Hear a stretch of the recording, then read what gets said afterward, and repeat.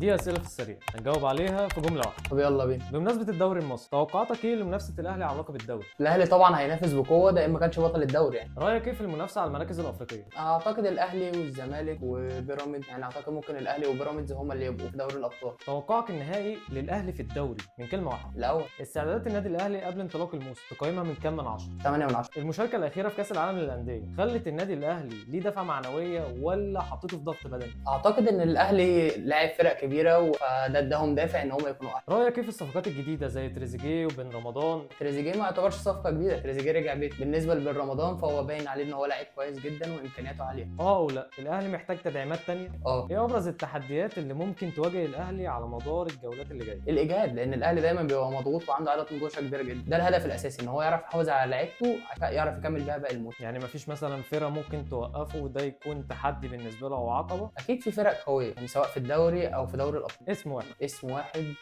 بيراميدز. استنونا في تحليلات اكتر جايه في السوق.